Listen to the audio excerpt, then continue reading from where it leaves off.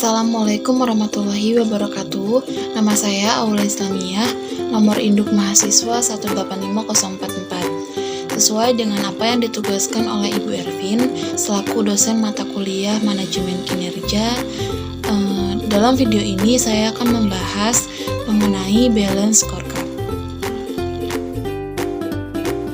Yang pertama, saya akan membahas tentang tahapan balance scorecard pada manajemen strategi konvensional.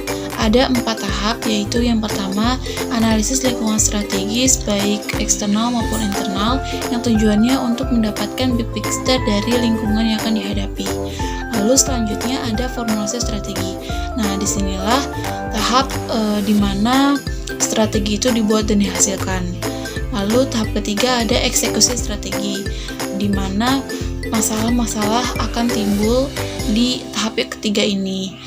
Lalu masalah-masalah tersebut akan dievaluasi pada tahap keempat.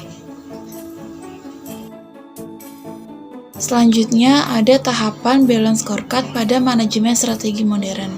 Sama dengan tahapan-tahapan manajemen strategi konvensional, namun manajemen strategi modern ini memiliki satu tahapan setelah formulasi strategi, yaitu pemetaan strategi.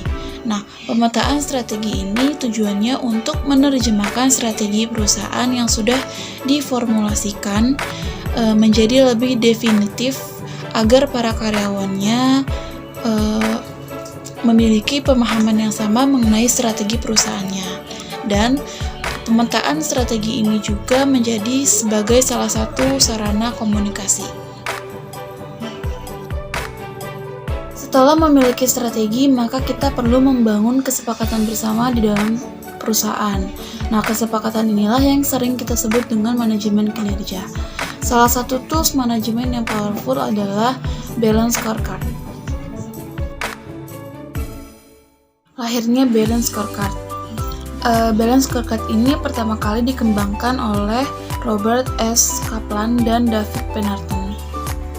Lalu diterbitkan pertama kali di Harvard Business Review pada tahun 1990. Pertama kali juga balance scorecard ini diperuntukkan sebagai alat manajemen kinerja. Selanjutnya ada evolusi dari balance scorecard. Balance scorecard ini memiliki 3 generasi. Generasi yang pertama adalah performance management tool. Disinilah lahirnya kata score dan balance. Nah, pada generasi pertama ini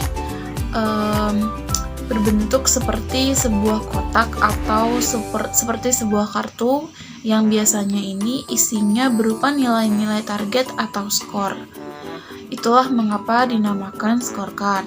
Lalu tujuan dari balance scorecard ini adalah untuk menyeimbangkan target finansial dan non-finansial. Maka dari itulah mengapa dinamakan balance, karena ada kata seimbang di situ. Lanjut, generasi kedua. Generasi kedua ini adalah strategic management dan strategic mapping tool. Disinilah balance scorecard sudah bisa memvisualisasikan strategi berupa sebuah peta strategi. Lalu generasi ketiga yaitu multi business strategic element tool. Merupakan framework yang lebih advance atau yang paling cocok digunakan oleh holding company yang membawahi SBU atau strategic business unit, atau SBU yang lain bisnisnya berbeda dengan satu yang lainnya. Prinsip dasar balance scorecard. Nah, apa sih yang dimaksud dengan balance scorecard itu? Balance scorecard adalah alat untuk menerjemahkan strategi menjadi program kerja, alat untuk mengintegrasikan semua strategi dalam perusahaan.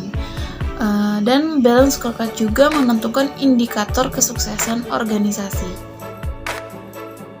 Selanjutnya ada sistem manajemen balance scorecard.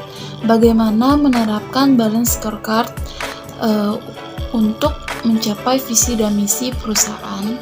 Biasanya strategi perusahaan akan dipetakan berdasarkan periode tertentu, baik tahunan atau per semester. Pelaksanaan dan pencapaiannya pun akan dievaluasi secara periodik. agar bisa mencapai visi yang sudah ditentukan. Yang terakhir ada syarat penyusunan balance scorecard.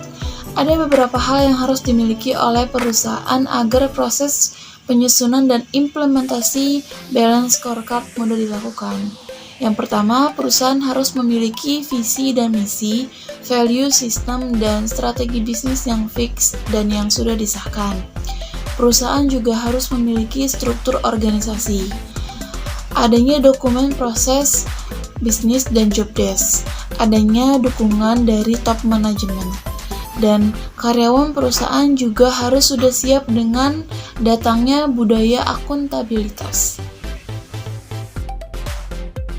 Mungkin ini saja yang dapat saya simpulkan dari materi pembelajaran minggu lalu. Kurang lebihnya mohon maaf. Wassalamualaikum warahmatullahi wabarakatuh.